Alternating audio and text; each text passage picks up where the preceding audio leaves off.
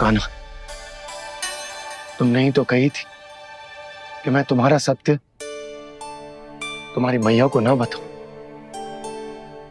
फिर तुमने स्वयं ही उन्हें अपने सत्य के बारे में क्यों बताया? दाऊ के मन में यही शंका थी बाबा। उन्हें भी मैंने यही कहा था कि मैया को कभी ना कभी तो मेरा रहस्य पता चलना था। किसी और से जानकारी मिलती तो उन्हें अधिक दुख होता। इसीलिए मुझे लगा अच्छा यही है कि इन्हें मेरा सत्य से मुझसे पता चले। वैसे भी मैया से भेद छुपा के मुझे अच्छा नहीं लगता बाबा। इतने वर्षों में मैं जब जब मैया से कुछ भी छुपाता था तब तक मेरे हृदय को भी पीड़ा होती थी।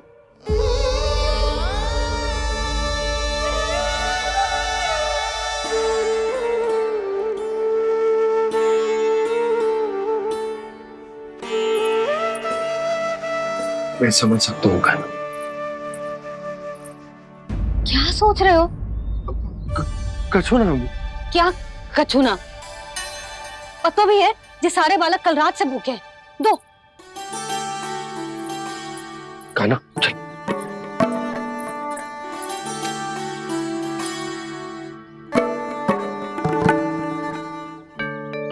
लगता है सब ठीक है। क्या ठीक है?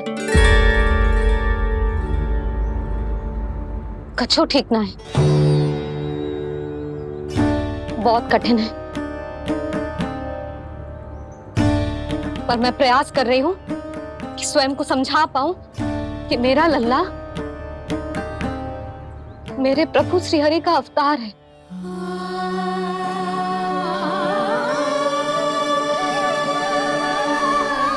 ठहर,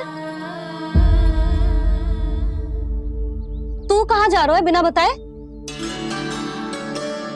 पूरे संसार के लिए तू दिव्य होगो, मेरे लिए तू केवल मेरा लल्ला है। समझ आई? अब आके कछु खा ले। आ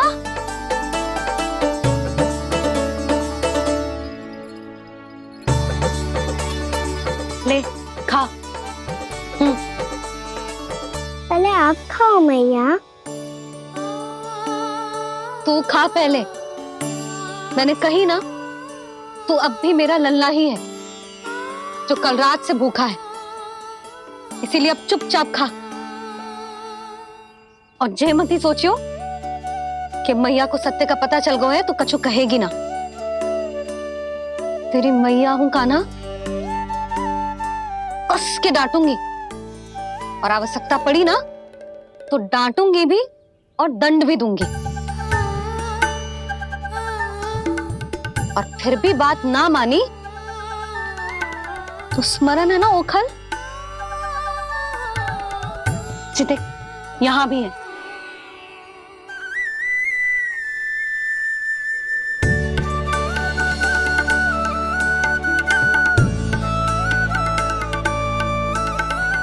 आपकी डांट फटकार और दंड में फूलों से भी अधिक मिठास है भैया। प्रेम है तेरा ऐसा निराला, विवश हो कर आए जगपाला।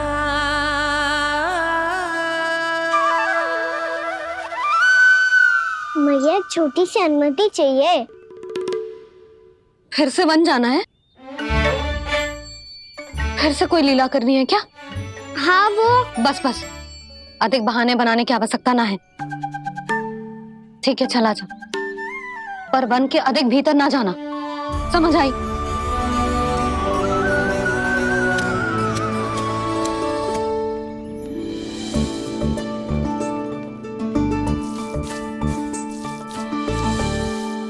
चलो मिल गई अनुमति।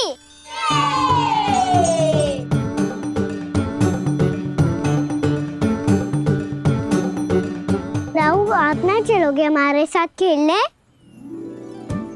नहीं, तुम जाओ, मुझे पौधा लगाना है। पर क्यों राहु? क्योंकि माँ ने कहा है आज मेरा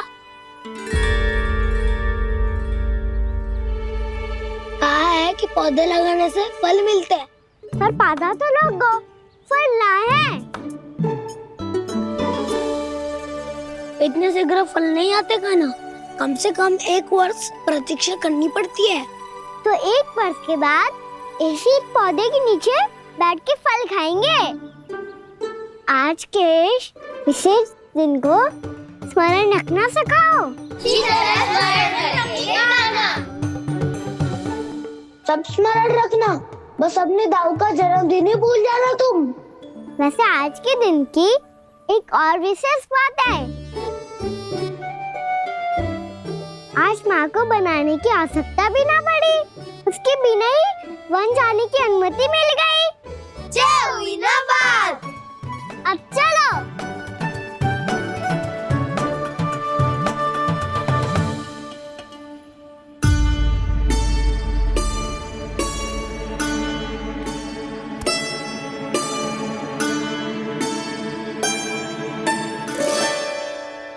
बलराम, कहाँ थे तुम? अच्छा, तुम्हें पता है महर्षि गर्ग ने मेरी विनती स्वीकार कर ली है। तुम्हारे जन्मदिन के विशेष अवसर पर तुम्हारे लिए विशेष पूजा करेंगे वो। जो किसी को स्मरण ही ना रहे, वो कैसा विशेष अवसर? क्या हुआ? किसी ने शुभकामनाएं नहीं दी? सखा बोले तो कोई बात नहीं, पर छोटा भाई भूल गया माँ। क्या? ये कैसे संभव है? वही तो मैं भी सोच रहा हूँ माँ। पूरे संसार की हर छोटी से छोटी बात जिसे ध्यान रहती है, वो अपने बड़े भाई का जन्मदिन कैसे भूल सकता है? सुनो सुनो सुनो, ये तो अच्छा करो कि तुम सबने से किसी ने भी दाऊ को पता ना चलने दिया कि उनका जन्मदिन हमें स्मरण है। पर अब हमें उनके लिए कुछ ढूंढना होगा। हाँ, हम सबकी ओर से कोई ना कोई विशेष उपहार। तो फिर गौवंश का ध्यान कौन रखेगा? और कौन? तुम। गैया मैया की तो समस्या ना है, पर जब बछड़े मेरे वश में ना आते, इन्हें तो कान्हा ही संभालेगा। अच्छा ठीक है, पर तुम सब जाओ और कुछ अनोखा ढूंढ कर लाओ। गए सब। अब इनकी अनुपस्थिति में शांति से अघासुर का अभिमान भंग करूंगा। इसे क्या लगता है ये मुझे अपने जाल में फंसा लेगा? इसके मित्रों को मृत्यु के जाल में ऐसे फंसाऊंगा मैं कि ये रक्षा की भिक्षा मांगेगा मुझसे।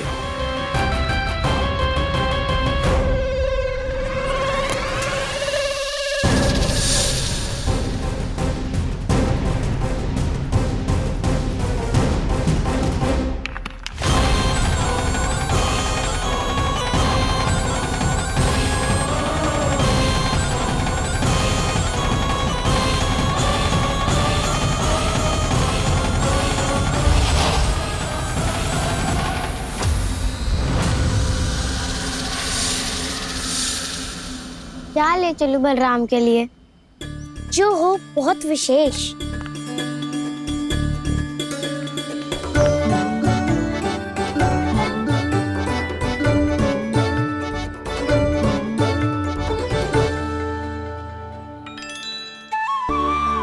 ये फल उसे बहुत प्रिय है।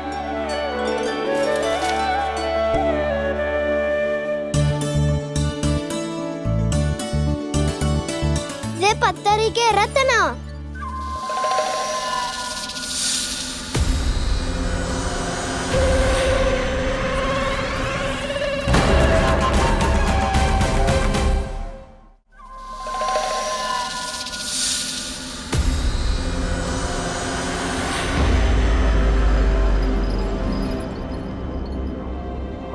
सका, अजगर।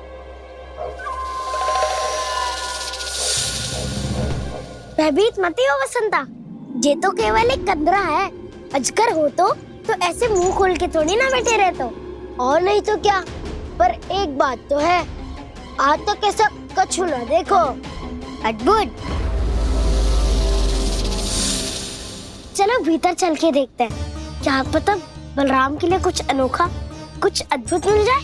जो गंदरा बाहर से इतनी सुंदर लग रही है, उसके भीतर कछु न कछु सुंदर मिलेगा ही। तो सच्चे में असगर हुआ तो कहना है ना, बच्चा के बाहर निकाल देंगे, जैसे स्वयं बकासुर के देह से बाहर आया था।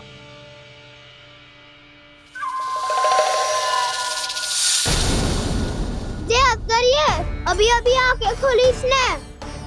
अरे बसंता, तुझे तो हर बात पे कुछ ना कुछ दिख ही जाता है। इसे छोड़कर हम सब भीतर चलते हैं। चलो चलो। अरे मुझे अकेला सुन के कहाँ जा रहे हो?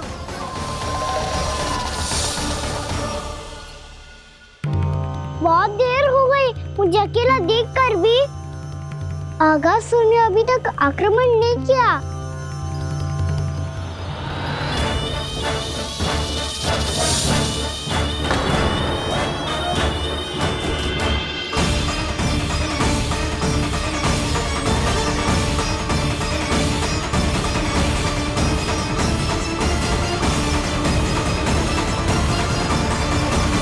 इसने तो उल्टी चाल चल ली। मुझे आघात करने के स्थान पर मेरे सखा को ही अपना आहार बना लिया। उसके सखाओं को आहार बना लिया है मैंने। अब उस विष्णु अवतार को इनकी रक्षा करने आना ही पड़ेगा, और तब मैं उसके प्राण लेकर अपना प्रतिशोध पूरा करूंगा।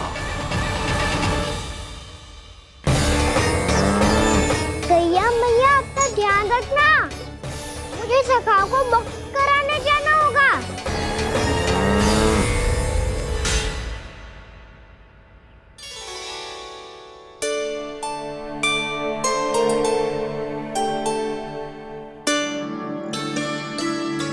बड़ी अच्छी सुगंध आ रही है।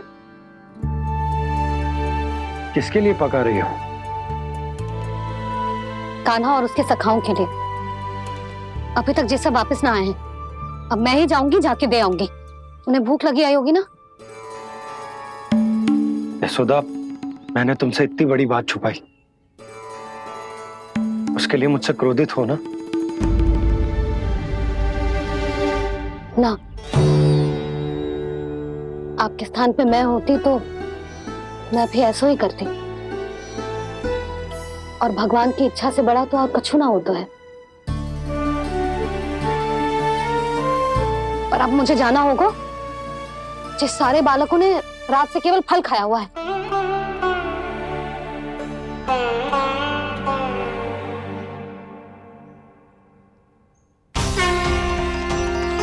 कान्हा, कान्हा, कान्हा,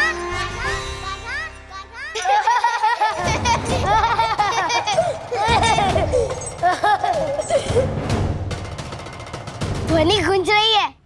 ये कंदरा ही है। चलो और भीतर चल के देखते हैं।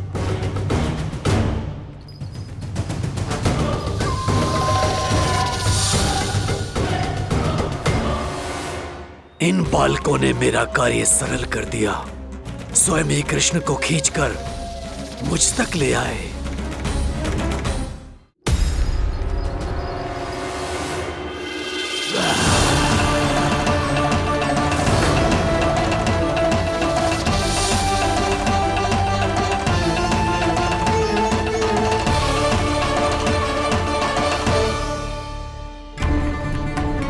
कहाँ गए ये सब? दिखाई नहीं दे रहे। ये यहाँ खड़ा क्यों है? भीतर आ बालक, ताकि तुझे और तेरे सखाओं को एक साथ बचा लूं मैं। लगता है अब मुझे ही कुछ करना होगा।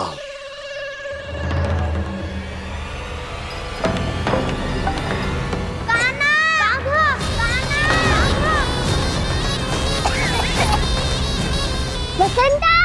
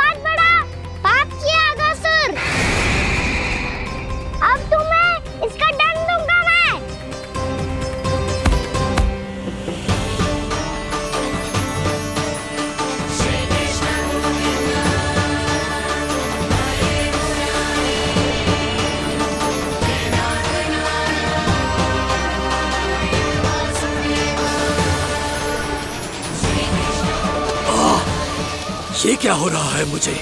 कैसी माया है ये?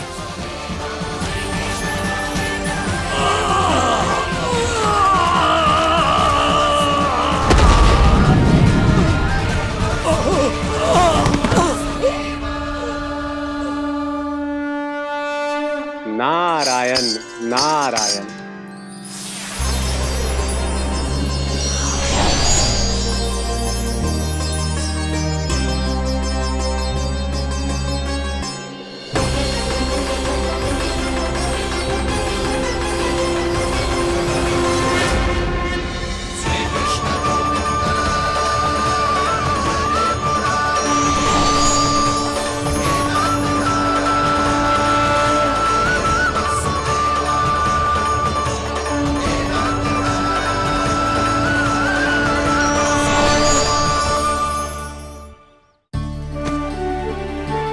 मैंने इतने पाप किए हैं प्रभु, फिर भी आपने स्वयं मुझे मुक्ति प्रदान की। ऐसा सौभाग्य मुझे क्यों मिला प्रभु? ये तो होना ही था अगासुर। यही था विधि का विधान। पूर्व जन्म में तुम राक्षस शंखचूड़ के पुत्र थे, युवा थे, बहुत बलवान और कामदेव के समान आकर्षण होने के कारण बहुत गर्व हो गया था। एक दिन एक बहुत ही ज्ञानी और बलशाली ऋषि उसी नदी में स्नान कर रहे थे, जिसके स्वच्छ जल में स्नान करके तुम अपनी कांति को और भी अधिक बढ़ाने आए थे।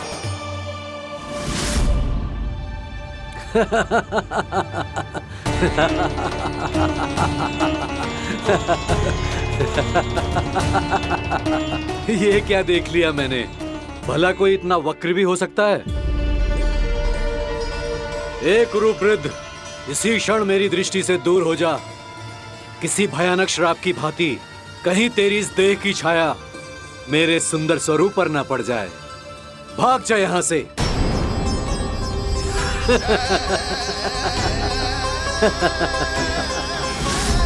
अभी भान में आकर तुमने ऋषि अक्षावर का उपहास उड़ाया। उन्हें तुम्हारे सवार पर बहुत क्रोध आया और इसीलिए तुम्हें विनय का पाठ पढ़ाने के लिए उन्होंने तुम्हें श्राप दे दिया। तुझे अपने अभिमान का पश्चाताप न हुआ तो इस ऋषि का तपोबल व्यर्थ है। मैं तुम्हें श्राप देता हूं ऐ मूर्ख। तू इसी क्षण ब्रह्मांड का सबसे कुरूप सर्प बन जाएगा, कुरूप सर्प बन जाएगा।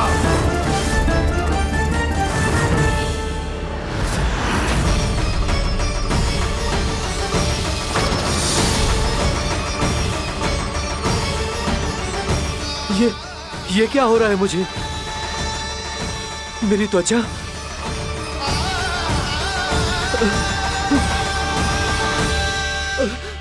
क्षमा ऋषिवर, क्षमा कर दीजिए मुझे। मुझसे बहुत बड़ा पाप हो गया ऋषिवर। मैं मूढ़ हूं, अज्ञानी हूं मैं, किंतु अब मुझे अपनी भूल का आभास हो गया है ऋषिवर। पश्चाताप की अग्नि में जल रहा हूं मैं। आप तो कृपालु हैं, दयालु हैं, मुझ पर कृपा करें, मुझ पर कृपा करें। क्षमा कर दीजिए मुझे, क्षमा कर दीजिए। मैंने तुम्हें क्षमा किया अघासुर, पर मैं चाहकर भी अपना श्राप वापस नहीं ले सकता। पर तुम्हें वरदान अवश्य दे सकता हूं।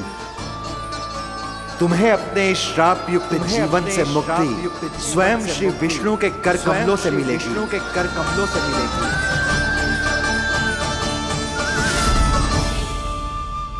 आज मैंने उनके महर्षि के इसी वरदान को पूरा किया है। अब तुम भव साग के चक्र से मुक्त हो जाओगे।